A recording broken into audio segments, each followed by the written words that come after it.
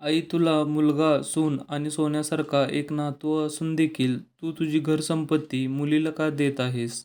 आणि मुलगी सांगते त्याच इशाऱ्यावर तू का नाचत आहेस? तेव्हा कावेरीजींनी त्यांच्या मुलाला असं काही उत्तर दिलं की ते उत्तर ऐकून त्याला खूप मोठा धक्का बसला आणि त्याने केलेल्या कृत्याबद्दल त्याला पश्चाताप होत होता. सतत फोन करून आमच्या डोक्याला कटकट करू नकोस, तिकडे आम्हाला सुखाने, आनंदाने आमच्या जीवनाची मौज मजा करू दे. तुझे हे रडगाणे सतत आम्हाला ऐकवू नकोस आणि तू तुझ्या राहण्याची, खाण्यापिण्याची व्यवस्था कर. मुलाच्या आणि सुनेच्या या गोष्टी ऐकून कावेरीजींना खूप वाईट वाटलं आणि यामुळेच ते मुलावरती आणि सुनेवरती नाराज होऊन त्यांना अद्दल घडवण्यासाठी अशी काही उपाययोजना केली की मुलगा आणि सून आश्चर्याने आईकडे पाहतच राहिले आणि आईचेच पाया पडून आईकडे माफी मागू लागले. नक्की कावेरीजींनी मुलाला आणि सुनेला कसा धडा शिकवला ते आपण या कथेमध्ये पाहू. स्वयंपाकघराच्या दारात उभ्या असलेल्या कावेरीजी त्यांच्या सुनेला म्हणाल्या, "सूनबाई, आज मला जवळच्या मंदिरात जायचं आहे. तिथे कीर्तन चालू आहे आणि भंडाराही आहे. त्यामुळे मी तिथूनच प्रसाद खाऊन परत येईल. तेव्हा तू माझे जेवण बनवू नकोस." "आई, ओ आई, आज तुम्ही कुठेही बाहेर जाऊ नका, कारण मला आज खरेदी करायला जायचं आहे आणि बाहेर फिरायला जाण्याची तयारी करायची आहे." "कुठे जात आहेस का सुनबाई?" कावेरीजींनी आश्चर्याने विचारले. "मुलांना काही दिवसाची सुट्टी आहे म्हणून आम्ही शिमला, मनालीला फिरायला जात आहोत. त्यांच्या ऑफिसमधील अजून 1-2 कुटुंबही सोबत आहेत." "काय शिमला, मनाली फिरायला जाणार आहात? कधी जाणार आहात?" कावेरीजी दुःखाने म्हणाल्या. मग ती म्हणाली, "हो, उद्याच जायचं आहे." "इतक्या लवकर?" "सुनबाई, पण तू मला काहीच सांगितलं नाहीस." "यामध्ये सांगायचं काय आहे? तुम्हाला सांगितले आहे ना, म्हणूनच तुम्ही आज मंदिरात जाऊ नका. तुम्ही मंदिरात गेला तर घरी कोण राहणार?" कावेरीजी तिच्या हातातील वेदनांना गोंजारत पुन्हा तिच्या सुनेला म्हणतात, "बाळ, तू किती दिवसांसाठी जाणार आहेस? आणि माझ्यासाठी काय व्यवस्था करणार आहेस?" "का आई, तुमच्यासाठी काय व्यवस्था करायची आहे? तुम्ही तर ठीक आहात ना?" "सुनबाई, मी कशी बरी असू शकते? 2 दिवसांपूर्वी मी घसरून पडले आणि माझा हात इतका जखमी झाला आहे की माझा हात वेदनेने वर खालीसुद्धा करता येत नाहीये. मी डॉक्टरांकडे गेले तेव्हा त्यांनी मला प्लास्टर करायला सांगितले होते. पण तुम्हा दोघांनीही प्लास्टर लावण्यास नकार दिलाय. या वेदनेमुळे मला माझे हात वर खाली हलवता येत नाहीत. घरातील सर्व कामे करणे, जेवण बनवणे खूप कठीण आहे. मी माझं कामही करू शकत नाही. ते तर औषध घेत आहे म्हणून इतके दिवस राहू शकले. आज मी माझ्या मुलाला हाताला प्लास्टर करायला सांगणार होते, कारण आता अजून मी हे दुखणं सहन करू शकत नाही." "काय आई, किती किरकोळ दुखापतीसाठी इतका खर्च करण्याबद्दल तुम्ही बोलत आहात? आता म्हातारपणात किरकोळ दुखापती होतच राहणार. इतक्या छोट्या गोष्टींसाठी मी तुमच्या हाताला प्लास्टर करायचे का? औषध घेत राहा, ते 10-15 दिवसात स्वतःहून बरे होईल. आणि कामाबद्दल बोलायचं झालं तर आई, हे फक्त हाताला झालेली जखम आहे, तो तुटलेला नाही. आता जा आणि तुमच्या खोलीत बसा. माझ्या खोलीत उभे राहून मला त्रास देऊ नका. मला तयार व्हायचं आहे." संध्याकाळी कावेरीजींचा मुलगा ऑफिसवरून घरी आला आणि त्याच्या पत्नीला म्हणाला, "अरे मीना, जाण्यापूर्वी तुला काही खरेदी करायची होती ना? 10 मिनिटात तयार हो, मी तुला बाजारात घेऊन जातो. तुला जे हवे आहे तेही मला सांग." मीना म्हणते, "नाही, किराणा सामान आणायचे नाही, तर आपण इतके दिवस फिरायला जात आहोत ना, मग किराणा सामान घरी आणण्यात काय अर्थ आहे? आपण परत आल्यावर ते घेऊन येऊ. गेल्या महिन्यातील काही थोडे सामान शिल्लक आहे आणि त्या म्हातारीसाठी तेवढे पुरेसे आहे." कावेरीजी मुलाच्या तोंडातून बाजारात जाण्याची बातमी ऐकतात आणि म्हणतात, "बाळा, मला डॉक्टरकडे घेऊन चल ना. माझ्या हाताला प्लास्टर करून दे ना. हात खूप दुखत आहे.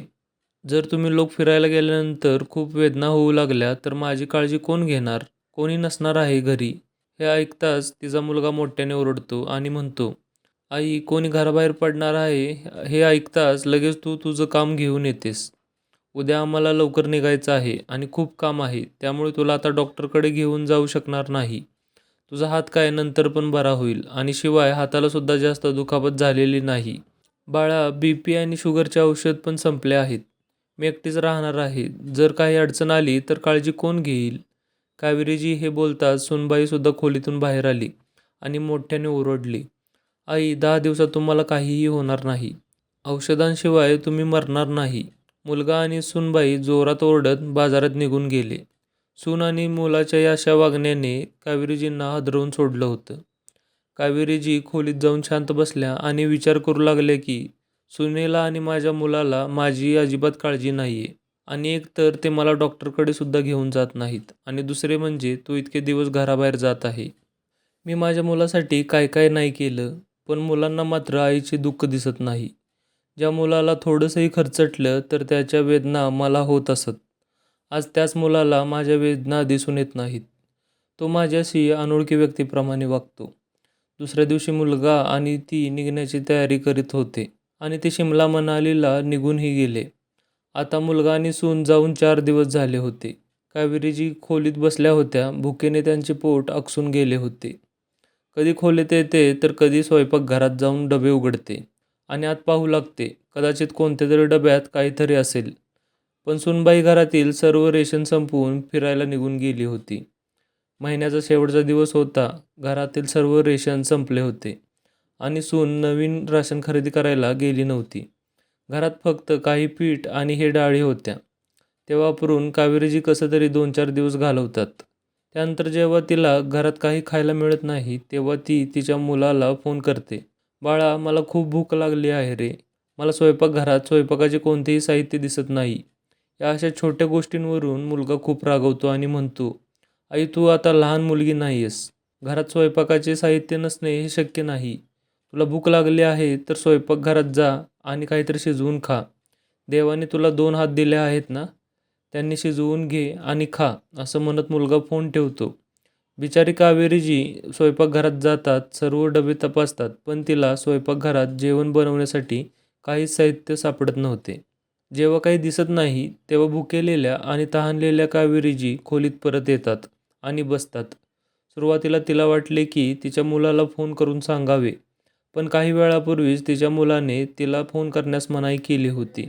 असा विचार करून ती फोन करत नाही. पण संध्याकाळी ती पुन्हा तिच्या मुलाला फोन करते. फोन उचलताच मुलगा चिडून बोलतो, "काय झालं आई? तू मला पुन्हा पुन्हा का फोन करत आहेस? आम्ही दोघेही इथे शांततेने फिरायला आलो आहोत. पण तू मला पुन्हा पुन्हा फोन करत आहेस. आता काय आभाळ फाटले का की तू मला पुन्हा पुन्हा फोन करत आहेस?" "बाळा, घरात जे काही राशन होते ते 3 दिवसात संपले आहे. ना डाळ आहे, ना पीठ आहे, ना तांदूळ. कसेबसे मी 4 दिवस घालवले. बाळा, मी सकाळपासून काहीच खाल्ले नाही. त्यामुळे मला पोटदुखी सुरू झाली आहे." "मला माहीत नाही आई, तू किती खातेस. आठवड्याभराचे सामान इतक्या लवकर संपवले आहेस. आता मी तुला इतक्या अंतरावरून काहीही मदत करू शकत नाही. तू जर काही करू शकत असशील तर कर, पण मी इथून तुझ्यासाठी काहीही करू शकत नाही. तुझे पोट आता तू स्वतःच कसे तरी भर, पण आता मला वारंवार फोन करून त्रास देऊ नकोस. मग परिस्थिती काहीही असो. तुझी तूच बघ, मला पुन्हा त्रास देऊ नको." असं म्हणत मुलगा फोन ठेवतो. मुलगा 6-7 दिवसात परत येईल. या 7 दिवसात अन्नाशिवाय कशी जगेल? सुनेने आणि मुलाने बाजारातून खरेदी करण्यासाठी तिच्या हातात पैसेही दिले नाहीत. कावेरीजी घराला कुलूप लावून जवळच्या मंदिरात गेल्या, जिथे दररोज संध्याकाळी कीर्तन होत असे आणि प्रसाद खायला काहीतरी मिळेल असा विचार करून त्या मंदिराकडे वेगाने चालत गेल्या. तर प्रसाद म्हणून थोडा हलवा मिळाला. भूक काही प्रमाणात शांत झाली. रात्रीच्या जेवणाची व्यवस्था तर मंदिरात झाली होती, पण सकाळी पुन्हा परिस्थिती तशीच होती. मुलाने त्याला फोन करायला नकार दिला. सकाळचे जवळजवळ 11 वाजले होते आणि स्वयंपाकघरात शिजवून खाऊ शकेल असे काहीही नव्हते. एक पैसाही दिला नव्हता. मोठ्या कष्टाने कावेरीजी जवळच्या एका किराणा दुकानात गेल्या आणि त्यांच्याकडून काही सामान विकत घेतले आणि म्हणाले, "पैसे उधार राहू द्या. जेव्हा माझा मुलगा परत येईल तेव्हा तुम्हाला तो पैसे देईल." तेव्हा दुकानदार त्याचे सामान परत घेत म्हणतो, "नाही आई, जर तुमच्याकडे पैसे असतील तरच तुम्हाला सामान मिळेल. तुमच्या मुलाने आणि सुनेने तुम्हाला उधार देण्यास मनाई केली आहे. त्याने म्हटले होते की आई तुमच्या दुकानात काही उधार घेण्यासाठी आली तर तिला देऊ नका. म्हणूनच मी तुम्हाला 1 किलो पीठही देऊ शकत नाही." दुकानदाराचे बोलणे ऐकून कावेरीजी स्तब्ध झाल्या, की माझ्या मुलाने व सुनेने या दुकानदाराला मला काही देण्यास मनाई केली आहे. मग ती थकून जवळच्याच एका प्लॅटफॉर्मवर बसली. तिचा हात खूप दुखत होता. डोळ्यातून अश्रू वाहू लागले. काय हे माझे नशीब. मी माझ्या मुलासाठी काय काय केले नाही. किती कष्ट करून मी त्याला वाढवले. त्याच्या लहानपणी मी त्याच्या प्रत्येक गोष्टीची काळजी घेतली. त्याला कधीही काहीही कमी पडू दिले नाही. जेव्हा जेव्हा माझ्या मुलाने मला महागडी वस्तू खायला मागितली, तेव्हा मी बचत म्हणून ठेवलेले पैसे खर्चून त्याला ती वस्तू आणून खायला दिली. जेव्हा माझा मुलगा 6 वर्षांचा असताना त्याला सायकल हवी होती. पण माझ्या पतीकडे आणि माझ्याकडे आमच्या मुलासाठी सायकल खरेदी करण्यासाठी पुरेसे पैसे नव्हते. तेव्हा मी माझ्या कानातले गहाण ठेवले आणि जाऊन त्याला ती सायकल आणून दिली. ते कानातले मी अजूनही सोडवू शकले नाही. सायकल मिळाल्यानंतर माझ्या मुलाच्या चेहऱ्यावरील आनंद पाहून आम्हा दोघांनाही खूप आनंद झाला. मला माहीत नव्हते की इतके करूनही माझा मुलगा मला म्हातारपणात भाकरीच्या तुकड्यासाठी तरसवेल. मी माझ्या मुलाला खूप कष्टाने शिक्षण दिले आणि त्यानंतर त्याला नोकरी मिळाली. नोकरी मिळाल्यानंतर आम्ही दोघांनी पती-पत्नीने विचार केला की आपण आपल्या मुलासह आणि सुनेसह आरामात राहू. आता घरात पैसे आणि अन्नाची कमतरता नाही. पण माझ्या मुलासाठी आणि सुनेसाठी माझ्यासाठी मात्र परिस्थिती पूर्वीपेक्षाही वाईट झाली. पूर्वी मी किमान पोटभर तरी जेवायची. पण आज माझ्या मुलाकडे आणि सुनेकडे पैसे असले तरी ते मला पुरेसे अन्नसुद्धा देत नाहीत. ते मला औषधांसाठी पैसेही देत नाहीत किंवा माझे छोटे-मोठे खर्चही भागवत नाहीत. कावेरीजी बाहेर बसून या सगळ्यांचा विचार करत होत्या. तेवढ्यात एक वृद्ध महिला हातात पेन घेऊन त्यांच्याकडे येते आणि म्हणते की हा पेन घ्या ना, फक्त 5 रुपयांना आहे. हा खूप चांगला पेन आहे. तुमच्या नातवंडांनाही तो उपयुक्त ठरेल. कावेरी तिला नकार देतात आणि म्हणतात की मला पेन नको आहे. पेन असलेली वृद्ध महिला पेन घेऊन पुढे जाते. मग कावेरीजी विचार करतात की जर एवढी म्हातारी बाई म्हातार वयात पेन विकून आपला उदरनिर्वाह करू शकते, तर मी का करू शकत नाही? कावेरीजी धावत जाऊन त्या म्हातारीचा हात धरतात आणि विचारतात की तुम्हाला हा पेन कुठून मिळाला? तुम्हाला हा पेन विकायला कोणी दिला? पेन विकून तुम्ही किती कमवता? तुम्हाला त्यात काही मिळते का? मग पेन विकणारी वृद्ध महिला म्हणते की इथे जवळच खूप मोठे दुकान आहे, जिथे दुकानाचा मालक बसून रस्त्याच्या कडेला आमच्यासारख्या वृद्धांना आणि मुलांना पेन विकायला देतो. जो जेवढे दिवसभर पेन विकतो त्याला त्या हिशोबाने पैसे मिळतात आणि त्या पैशाने मी माझे जीवन उत्तम प्रकारे चालवते. मी मनापासून जेवते आणि काही पैसे वाचतात. पेन विकणाऱ्या वृद्ध महिलेचे बोलणे ऐकून कावेरीजींचे डोळे चमकले आणि ती म्हणाली, मला त्या दुकानात घेऊन जाल का? मलाही पेन विकायचे आहेत. मलाही मनापासून जेवायचं आहे आणि काही पैसे कमवायचे आहेत. कावेरीजी दुकानात जातात आणि दुकानदाराला सांगतात तिलाही पेन विकायचे आहेत. दुकानदार आनंदाने तिला पेन विकायला देतो आणि म्हणतो की संध्याकाळपर्यंत जेवढेही पेन विकशील त्याचे पैसे येऊन घेऊन जा. ती ह्याला सहमत होते. अशा प्रकारे कावेरीजी रस्त्याने जाणाऱ्या वाहनांना आणि लोकांना पेन विकायला सुरुवात करतात. पण जगाने तिच्या मुलाबद्दल गैरसमज करू नये म्हणून कावेरी तिच्या साडीच्या पदराने तिचा संपूर्ण चेहरा झाकते. ती फक्त तिचे डोळे उघडे ठेवते, जेणेकरून कोणीही तिला ओळखू नये. पहिल्याच दिवशी 20 पेन विकले जातात आणि त्या बदल्यात तिला काही रुपये मिळतात. ती 2 किलो पीठ आणि 1 किलो तांदूळ विकत घेते आणि घरी जाते. आणि दुसऱ्या दिवशी सकाळी लवकर उठून कावेरीजी त्या पिठापासून स्वतःसाठी भाकरी बनवतात आणि पोटभर जेवण करतात. त्यामुळे तिला खूप आराम वाटत होते आणि पोट आणि मन भरल्यामुळे ती घरातील सर्व कामे लवकर पूर्ण करू शकली आणि नंतर पेन विकण्यासाठी जाऊ लागली.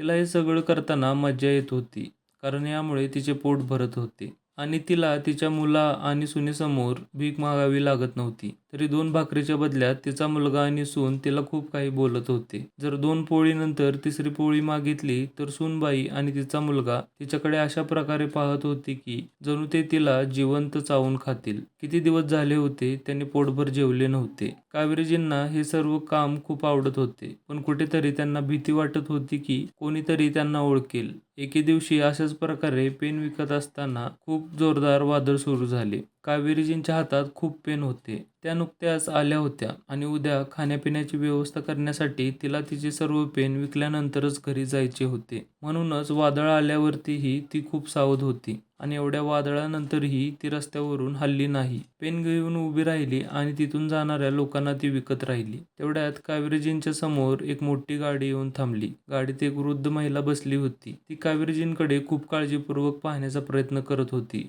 आणि तिला ओळखण्याचा प्रयत्न करत होती. पण तिच्या चेहऱ्यावरील पदरामुळे ते तिला नीट ओळखू शकली नाही. गाडीत बसलेला तिचा मुलगा म्हणतो, काय झालं आई? तू पेन घेऊन उभा असलेल्या बाईकडे वारंवार का पाहत आहेस? असं वाटतंय की कदाचित तू तिला ओळखत आहेस. त्याच वेळी जवळ बसलेला 12 वर्षांचा नातू म्हणतो की आजीला तर सगळेच ओळखीचे वाटतात आणि ती सर्वांना आपले म्हणू लागते. तेवढ्यात कावेरीजी गाडीजवळ येतात आणि गाडीत बसलेल्या महिलेला विनंती करतात की तुम्ही तुमच्या नातवासाठी हा पेन घ्या. याची किंमत फक्त 10 रुपये आहे. आवाज ऐकून गाडीत बसलेली महिला चकित होते आणि म्हणते, कावेरी आहेस ना? तिचे नाव ऐकताच कावेरी त्या महिलेकडे काळजीपूर्वक पाहते आणि घाबरते. पेनचे पैसे न घेता ती तिथून पटकन निघून जाते. रस्त्याच्या पलीकडे काही पोती ठेवलेली असतात. ती त्यांच्या मागे जाऊन लपते. तिला भीती वाटत होती की या शहरात कोणीतरी तिला ओळखेल आणि तिच्या मुलाकडे तक्रार करेल आणि मुलाला हे कळले तर तो तिला खूप फटकारेल की तू या शहरात राहून माझी बदनामी करत आहेस. तुला पेन विकण्याची काय गरज होती? पण कोणीही हे जाणून घेण्याचा प्रयत्न करणार नाही की मी कोणत्या मजबुरीने हे पेन विकत आहे.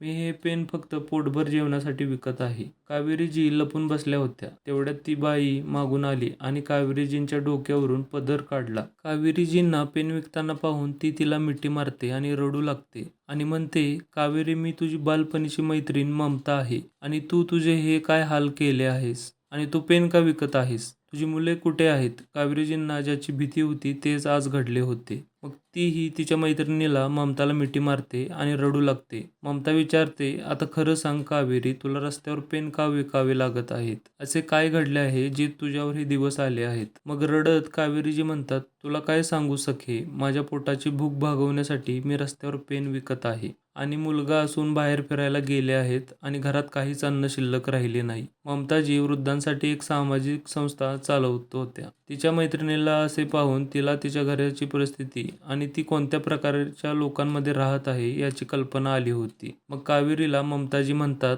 अरे कावेरी, मी तुमच्या शहरात आली आहे आणि तू तुझ्या घरी यायला बोलवत नाहीस. चल तुझ्या घरी जाऊया. घरी जाण्याबद्दल ऐकून कावेरी थोडीशी संकोचत असतात. ती विचार करते की जर मी माझ्या मैत्रिणीला घरी घेऊन गेले तर मी तिला काय खायला द्यायचं? माझ्या घरात माझ्याकडे 4 लोकांसाठी स्वयंपाक करण्यासाठी आणि त्यांना चहा आणि नाश्ता देण्यासाठी पुरेसे अन्न नाही आणि माझ्या सखीकडे खूप पैसे आहेत. तसे माझे घर पण चांगले बांधलेले आहेत आणि घरात खूप वस्तू पण आहेत. पण अन्नपदार्थांची कमतरता आहे. ममताजींना ती कावेरीची परिस्थिती जाणून घ्यायची होती म्हणून तिने आग्रह केला आणि कावेरीच्या घरी पोचली. कावेरीकडे कालचे काही पैसे शिल्लक होते. त्या पैशातून तिने दुधाचे एक पॅकेट आणि काही खारी बिस्किटे खरेदी केली आणि तिच्या मैत्रिणीचे स्वागत केले. अरे, तुझा मुलगा आणि सूनबाई कुठे दिसत नाहीत? कुठे गेले आहेत? माझा मुलगा आणि सून शिमला मनालीला गेले आहेत. मुलांना उन्हाळ्याच्या सुट्ट्या होत्या ना, म्हणून ते काही दिवसांसाठी बाहेर गेलेत आणि आज संध्याकाळपर्यंत ते परत येतील. काल माझ्या मुलाचा फोन आला. मग तर बरं झालं. मी तुझ्या मुलाला आणि सुनेला भेटेल. मी तुझ्या मुलाला आणि सुनेला कधी भेटली नाही. तुला एक मुलगी पण आहे. ती कुठे आहे? ती तिच्या सासूच्या घरी आहे. तिच्या सासूची तब्येत ठीक नाही म्हणून ती मधून इकडे येत असते. वडील गेल्यापासून ती दर 6 महिन्यांनी येऊन मला भेटते. पण तिच्या सासरच्या घरातही तिच्यावर अनेक जबाबदाऱ्या आहेत म्हणून मी माझ्या मुलीला त्रास देत नाही. कावेरीजी हे सांगत नाहीत की त्यांची मुलगी शेवटची आली होती त्याला 2 वर्षे होऊन गेली. तेव्हा त्यांच्या मुलाने आणि सुनेने त्यांच्या मुलाच्या वाढदिवसाला आमंत्रित केले होते. त्यावर सोन्याच्या बांगड्या चोरण्याचा आरोप तिच्यावर केला होता, ज्याच्यामुळे तिच्या मुलीचा खूप अपमान झाला होता. तेव्हापासून तिचं आईवडिलांच्या घरी येणं बंद झालं होतं. कधी-कधी ती फोनवर बोलते आणि त्यांच्या तब्येतीची विचारपूस करते. एका प्रश्नाचे उत्तर देण्यापूर्वीच ममताजी दुसरा प्रश्न विचारतात, आणि तुझा मुलगा तो तुझी काळजी घेतो की नाही? ममताजी जाणून-बुजून तिला तिच्या मुलाबद्दल आणि सुनेबद्दल विचारत असते. पण जशी ती तिचा मुलगा आणि सुनेबद्दल विचारते तेव्हा कावेरीजींचा चेहरा फिकट पडतो. तेवढ्यात अचानक कोणीतरी दारावर येते. मग सगळेजण दरवाजाकडे पाहतात. दरवाजाकडे पाहून कावेरीजींना धक्का बसतो, कारण त्यांची मुलगी आणि जावई तिच्यासमोर उभे होते. मग मुलगी धावत येते आणि तिच्या आईला मिठी मारते. तिच्या आईची अवस्था पाहून तिला खूप वाईट वाटते. ममताजी तिला तिच्या आईबद्दल सर्व काही सांगते की ती आई रस्त्यावर पेन विकून आपला उदरनिर्वाह करते. तेव्हा हे ऐकून निशा खूप रडते आणि म्हणते, आई, इथं खूप काही झालं पण तू मला का नाही सांगितलंस? बाळा, तुझ्यावर आधीच खूप जबाबदारी आहेत. माझ्या समस्या सांगून मी तुला आणखीन त्रास नाही देऊ इच्छित. पण मला सांग, तू इथे अचानक कशी आलीस? आई, मी सोशल मीडियावर भाऊ आणि वहिनीचे मनालीला फिरायला गेलेले फोटो पाहिले. मग मी विचार केला की वहिनी घरी नाही तर मग तुला भेटूनच येऊया. नाहीतर मी विचार केला होता की मी वहिनीसमोरच कधीच घरी येणार नाही. पण जोपर्यंत माझी आई आहे तोपर्यंत मी माझे माहेर आणि माझ्या आईला कधीही सोडणार नाही. तुला न भेटणे मला सहन झाले नाही. मग ममताजी म्हणतात की तू खूप चांगलं केलंस बाळा की तू तुझ्या आईला भेटायला आलीस. आता तू फक्त तुझ्या आईला समजावून सांग. तुझा भाऊ आणि वहिनी तुझ्या आईशी नीट वागत नाहीत. एवढे तर मी समजू शकते. तुला काही हवे असेल तर मला सांग. मी एक समाजसेवा संस्था चालवते. तर कोणताही संकोच न करता मोकळ्या मनाने माझ्याकडे ये. मी तुला सर्व प्रकारे मदत करेन. आता मला निघायला हवे. मला आता एका महत्त्वाच्या बैठकीला जायचं आहे. जर ते महत्त्वाचे नसते तर मी अजिबात गेले नसते. पण आपण लवकरच भेटूया. यानंतर ममताजी निघून जातात. निशा काहीतरी शिजवण्यासाठी स्वयंपाकघरात जाते. पण तिला दिसते की स्वयंपाकघरात खाण्यासाठी काहीही नाही. सर्व डबे रिकामे आहेत. हे पाहून निशा काळजीत पडते. डबे रिकामे पडले आहेत आणि घरी एक म्हातारी आई आणि भाऊ आणि वहिनीने तिला खाण्यासाठी काहीही शिल्लक ठेवले नाही. हे पाहून निशा खूप रागावली. म्हणूनच आईला पोट भरण्यासाठी रस्त्यावर पेन विकावे लागतात. सर्वप्रथम निशा आईला रुग्णालयात घेऊन जाते आणि तिच्या हातावर प्लास्टर करून घेते. माघारी येऊन आईला म्हणते की आई दादाचा नंबर दे. मला त्याच्याशी बोलायचं आहे. मला त्याचा नंबर आठवत नाहीये. बाळा टेबलावरती एक डायरी आहे. जाण्यापूर्वी त्याने त्याचा नंबर त्यात लिहिला होता. त्याच्याकडे एक छोटा फोन पडला होता. त्याला रिचार्ज करून तो माझ्यासाठी ठेवला होता. तो परत येताच तो घेऊन जाईल. तुम्हाला हवे असेल तर तुम्ही या फोनवरून फोन करू शकता. पण तो मात्र तिच्या आईचा फोन उचलत नाही. कारण त्याने तिला आधीच सांगितले होते की वारंवार फोन करून त्रास देऊ नकोस. नंतर निशा तिच्या नंबरवरून तिच्या भावाला फोन करते. निशाचा नंबर पाहून वरुण आणि मीना दोघेही आश्चर्यचकित होतात. आणि तो फोन उचलून म्हणतो, निशा मला सांग तू मला फोन कसा केला? या भावाची आठवण कशी आली? दादा ही तुझी काही पद्धत आहे? तू बाहेर फिरायला गेला आहेस आणि आईसाठी घरातील सर्व गोष्टी संपवल्या आहेत. आई एका आठवड्यापासून उपाशी बसली आहे. स्वयंपाकघरात स्वयंपाक करण्यासाठी काहीही नाही आणि तू तिथे आरामात फिरतोयस. का निशा? हा काय उद्धटपणा आहे? तू माझ्याशी कशी बोलत आहेस? कोणी त्याच्या मोठ्या भावाशी असं बोलतं का? तू वेडी झाली आहेस का? असं दिसतंय भैया तू वेडा झाला आहेस. आज निशा तिच्या भावाला बोलल्याशिवाय थांबणार नव्हती. ती खूप रागावली होती. मीनाही हे सर्व ऐकत होती. जेव्हा तिला कळाले की निशा तिच्या माहेरी आली आहे, तेव्हा ती वरुणचा फोन हातात घेते आणि म्हणते की तुझी एवढी हिंमत आहे की तू आमच्या माघारी आमच्या घरी परत आलीस. यावेळी तर आम्ही घरी सुद्धा नाही. म्हणजे नक्कीच काहीतरी चोरायला आली आहेस. मागच्या वेळी माझ्या बांगड्या चोरून तुला शांती मिळाली नाही, जे आमच्या माघारी घरी चोरायला आली आहेस. जर तुला यायचेच होते तर तू माझ्यासमोर यायला हवी होतीस. असे गुपचूप आईला भेटायला का आली आहेस? आणि तुझी आमच्या घरी येण्याची हिंमत कशी झाली? जर मी तिथे असती तर तुला माझ्या घराचा उंबरठाही ओलांडू दिला नसता. दरवाजातूनच माघारी पाठवले असते. वहिनीचे बोलणे ऐकून निशा खूप रागावते आणि मोठ्या आवाजामध्ये म्हणते, वहिनी मी तुमच्या घरी नाही तर माझ्या आईबाबांच्या घरी आले आहे. आणि जोपर्यंत माझी आई जिवंत आहे तोपर्यंत मला माझ्या आईच्या घरी येण्यापासून कोणीही रोखू शकत नाही. तूही मला रोखू शकत नाही समजले का? मग मीना फोनवर ओरडत म्हणते की तू असं ऐकणार नाहीस. मी एका तासात येत आहे आणि तुला धक्के मारून घराबाहेर नाही काढले तर माझे नाव बदलते. ठीक आहे वहिनी ये मी पण तुझीच वाट पाहत आहे.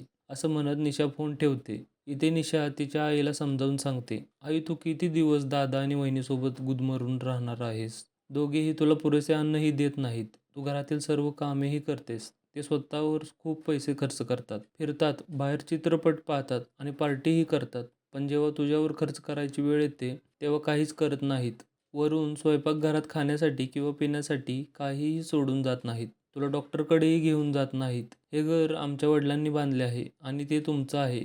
ते तुझ्याच नावे आहे. तरीही तुला या घरी अनोळखी माणसासारखे राहावे लागत आहे. तुला उपाशी मरावे लागत आहे. आता तुला स्वतःसाठी पाऊल उचलावे लागतील. निशाचे बोलणे ऐकून कावेरीजी निराश होतात आणि म्हणतात, बाळा मी काय करू शकते? माझ्या सुनेला आणि मुलाला ह्या म्हातारपणी सोडून कुठे जाऊ? आई जाण्यासाठी अनेक मार्ग आहेत पण तुला धाडस दाखवावे लागेल. आई हे घर तुझ्याच नावावर आहे. तू ते भाड्याने दिले तर खूप पैसे कमवू शकशील, ज्याच्यामुळे तुला तुझा खर्च आरामात करता येईल. पोट भरण्यासाठी तुला गुपचूप पेन विकावे लागणार नाहीत आणि तू पोटभर जेवू शकशील. खरंच बाळा हे घडू शकते? हो आई नक्कीच असं होऊ शकतं आणि जर आपल्याला गरज पडली तर आपण ममता मावशीलाही फोन करू. ती नक्कीच आपल्याला काहीतरी मदत करेल. निशा तू आईला का भडकवण्याचा प्रयत्न करत आहेस? तुला लाज वाटत नाही का तिला तिच्या सून आणि मुलाविरुद्ध भडकवायला? बॅग अंगणात ठेवताना वरुण म्हणतो, नाही वरुण आई आणि मुली अशा ऐकणार नाहीत. मीना निशाचा हात धरून तिला धक्के मारत घराबाहेर काढू लागते. निघ माझ्या घरातून. मोठी आली आईला सल्ले देणारी. मुलीचा हात सुनेपासून सोडवत कावेरीजी म्हणतात, सावधान सुनबाई, जर तू माझ्या मुलीला माझ्या घरातून हाकलून काढण्याचा विचार केला तर माझ्यापेक्षा वाईट कोणी नाही. मग मीना हसते आणि म्हणते, वरून तू पाहतोस ना, बघ तुझ्या बहिणीने तुझ्या आईला किती भडकावले आहे. तुझी आई आता बोलू लागली आहे. अरे असे दिसते की ह्या वृद्ध महिलेलाही तिच्या मुलीसह घर सोडावे लागेल. आपली मैत्रीण आणि मुलगी यांच्या समजावण्याने कावेरीजींची हिंमत वाढली होती. त्यामुळे ती धाडस दाखवत तिच्या सुनेचा हात धरून तिला घराबाहेर काढते आणि म्हणते, लक्षपूर्वक ऐक सुनबाई, हे घर माझे आहे. तू मला माझ्या मुलीला घरातून कधीही बाहेर काढू शकत नाहीस. तू कितीही प्रयत्न केले तरी तू मला आणि माझ्या मुलीला या घरातून बाहेर काढू शकणार नाही. जेव्हा जेव्हा मला वाटेल तेव्हा तेव्हा मी माझ्या मुलीला माझ्या घरी बोलवेन. तुझ्यामुळे माझी मुलगी गेल्या 2 वर्षापासून तिच्या माहेरी येऊ शकली नाही. माझ्या मुलीला या घरातून बाहेर काढत होती. आता मी तुम्हा दोघांनाही या घरातून बाहेर काढत आहे. आत्ताच निघा माझ्या घरातून. तुम्ही ज्या बॅगा सोबत आणल्या होत्या त्याच घेऊन या घरातून परत निघा आणि पुन्हा माझ्या घरी येण्याची हिंमतही करू नका. दरम्यान निशा ममताजींना फोन करते. ममताजी पटकन त्यांची बैठक संपवतात आणि तिथे येतात आणि म्हणतात, जर हे घर कावेरीच्या नावावर आहे आणि तिला वाटत असेल की तुम्ही या घरात राहू नये तर तुम्ही तिच्या विरुद्ध या घरात राहू शकत नाही. जर तुम्हाला मी काय म्हणत आहे हे समजत नसेल तर आम्ही तुम्हाला कायदेशीररित्या समजावून सांगू. तुम्ही तुमचे सामान घेऊन शांतपणे हे घर सोडणे तुमच्या हिताचे आहे. तुम्हाला या घरातून तुमचे सामान बाहेर काढण्यासाठी 2 दिवसांचा वेळ देण्यात येत आहे. त्यानंतर कावेरीजी हे घर भाड्याने देतील आणि त्याच भाड्यातून मिळणाऱ्या पैशातून तिचा खर्च भागवेल. स्वतःसाठी औषध आणि जेवणासाठी तुमच्यासमोर भीक मागावी लागणार नाही. अशा प्रकारे कावेरी तिच्या मुलाला आणि सुनेला घराबाहेर काढतात. मुलगा आणि सून खूप विनंती करत असतात, त्यांना या घरात राहू द्या.